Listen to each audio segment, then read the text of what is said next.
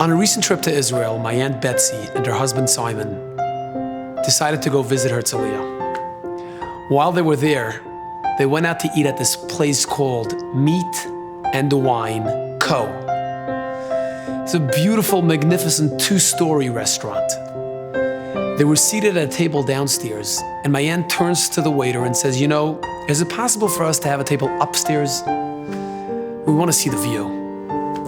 So they're given a table upstairs, and they go upstairs, and a different waiter comes over. We sat down, and our waiter came over, and he was telling us the specials and kibitzing with him a little bit. You know, he was very jovial.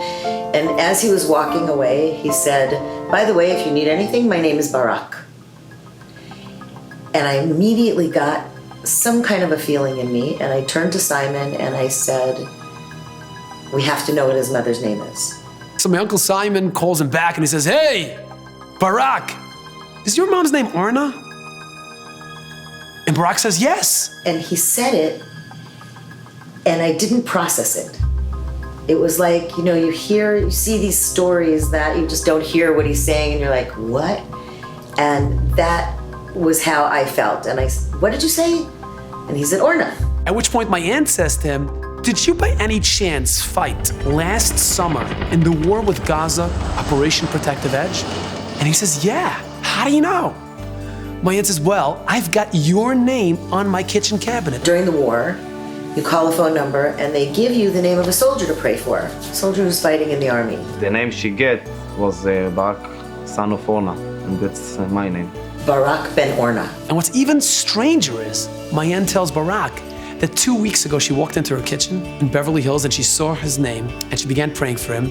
And while she was praying for him, she turns to God and says, "You know, I don't even know if he's alive. It would be nice to meet him and to see how he's doing." I went to Israel, it wasn't planned. I went to Herzliya, it wasn't planned. We went to this restaurant, we went to this table. He was our waiter. It was just a powerful message to me that Hashem is right there. Betsy prayed for me to come back home safe, and I came back home safe. When you realize that someone prays for you to come back, it makes the heart very, very warm.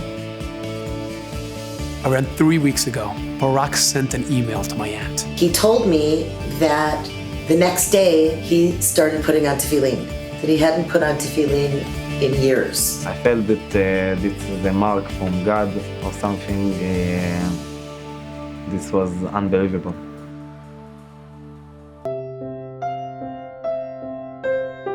We live in a world of 7 billion people. And it's hard to imagine that the creator of the universe is looking after little old me. It's hard to believe that he's orchestrating every event in our life. And sometimes it's hard to feel like when I talk to him, he's actually listening. On Rosh Hashanah, the day God created man, we remind ourselves that he is actually paying very, very close attention to every detail of our life. We remind ourselves that he is behind the events we call coincidence, accident, or chance. And we remind ourselves that life is a gift.